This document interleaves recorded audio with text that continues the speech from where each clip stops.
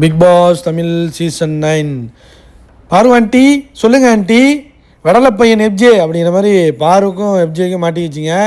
கனியை வச்சு பொழந்துட்டாங்க. கனி ஃபேவரிசம்மை விடவே விடாதுங்க. அது லைக் பண்ணிட்டு வீடியோ பாருங்கள், கண்டிப்பாக சப்ஸ்கிரைப் பண்ணிட்டு பாருங்கள். சிக்கனு டாஸ்க்குக்கு வந்தது, கேட்டால் பண்ணி கொடுக்கணும், அதுதான் கேமு, அதுதான் டாஸ்க்காக. யார்? கனி. அது உண்மைதான். ஆனால் இந்த எஃப்ஜே குழந்தைக்கு, அவர் உன்னோட பெரிய குழந்தை சபரிக்கு பண்ணி கொடுக்கறதுக்காக வரல. புரியுதா கனி? கனி மாதிரிலாம் ஒரு கேவலத்தை பார்த்தவே இல்லைங்க. நல்லா சமைச்சு போடும் போல் எவன் கேட்டாலும். சமைக்கிற மாதிரி சமைச்சு கொடுக்க வேண்டாங்கிற மாதிரி சொல்லி ரொம்ப நியாயமான சமையல்காரங்கிறத ப்ரூவ் பண்ணிட்டாங்க அப்படிங்கிற மாதிரி பாரு ஆரம்பிச்சிருச்சு கேமை.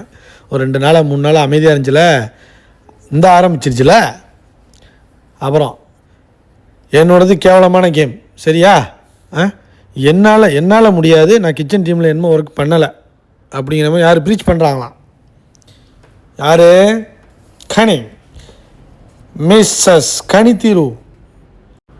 நல்லா திங்கிறாங்க. எஃப்ஜே சபரி எல்லாம் அதக்குறாங்க வச்சு கோவம் வந்துடுச்சு. ஏன்னா எஃப்ஜேக்கு தானே சமைச்சு போட்டாங்க. எஃப்ஜே சபரி இவங்களுக்கு தானே. சிக்கன்னாலே நாக்க தொங்க போட்டு வந்துடுறாங்க.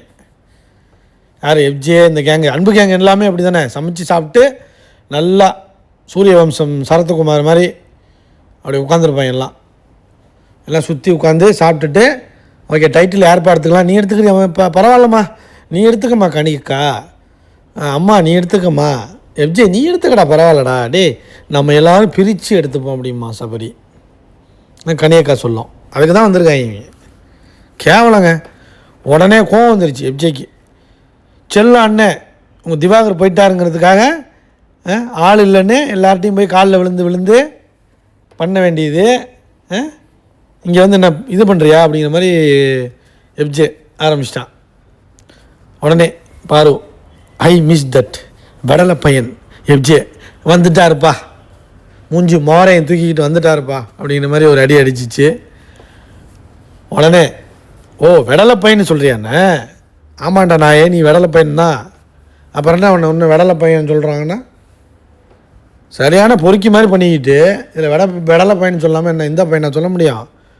உடனே அவன், ஆண்டி சொல்லுங்கள் ஆண்டி, பாரு ஆண்டி, ஆண்டி பாரு, பாரு ஆண்டி, ஆண்டி பாரு, பாரு ஆண்டி அப்படின்ட்டு பாரு ஆண்டின்னு போட்டு ட்ரிகர் பண்ண ஆரம்பிச்சிட்டான். ஸோ இவங்க 2 பேரும் மாற்றி சண்டை போட்டுட்ருப்பாங்கன்னு நினைக்கிறேன். வெயிட் பண்ணி பார்ப்போம் மக்களே. லைக் பண்ணுங்கள், ஷேர் பண்ணுங்கள், கண்டிப்பாக கமெண்ட் பண்ணுங்கள். பாரு ஆண்டி.